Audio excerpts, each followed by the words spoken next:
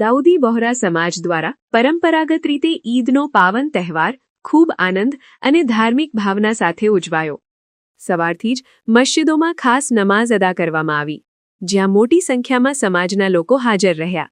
નમાઝ બાદ એકબીજાને ઈદ મુબારક કહી શુભેચ્છાઓ પાઠવવામાં આવી અને ભાઈચારો તથા એકતાનો સંદેશ આપવામાં આવ્યો। ઘણા પરિવારોમાં સ્વાદિષ્ટ વાનગીઓ તૈયાર કરવામાં આવી અને સગા સંબંધીઓ તથા મિત્રોને મળવા જઈને ખુશીઓ વહેંચવામાં આવી। બાળકોમાં ખાસ ઉત્સાહ જોવા મળ્યો, જેમણે નવા કપડાં પહેરીને તહેવારની મજા માણી।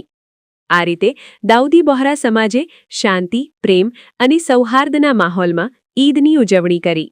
ખુદાનો અને શુકર કરીએ છીએ કે શહેરુલ્લાહ રમઝાન મોઝમમાં અમોએ દાઉદી બોહરા સમાજના મુમિન ભાઈઓએ આખા રમઝાન તરહની ઇબાદતો કરી।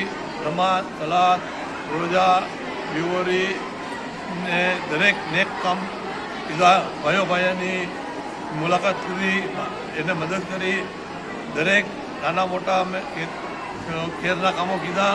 ખુદા આ મહિનાની ફજીલતથી અમારા કામોને મંજૂર રાખે અને અમારા હકમાં ખુદા અમારા ગુનાને માફ કરે। આજે આ 30 દિવસ પૂરા થયા અને આજે ઈદ ઉલ ફિત્રનો દિવસો અમને નસીબ થયો છે। ઈદ ઉલ ફિત્રનો અમે સેવ ખીરમાં પીધો અને ઈદ ઉલ ફિત્રની હર કોઈને મુબારકબાદી આપીએ છીએ। આમીન। સમાચારની અવનવી અપડેટ જોતા રહો નિખરતા ગુજરાત ન્યૂઝ સાથે। નિખરતા ગુજરાત ન્યૂઝને લાઇક, શેર, સબસ્ક્રાઇબ કરો અને બેલ આઇકન દબાવીને સમાચારની ઝડપી માહિતી મેળવો।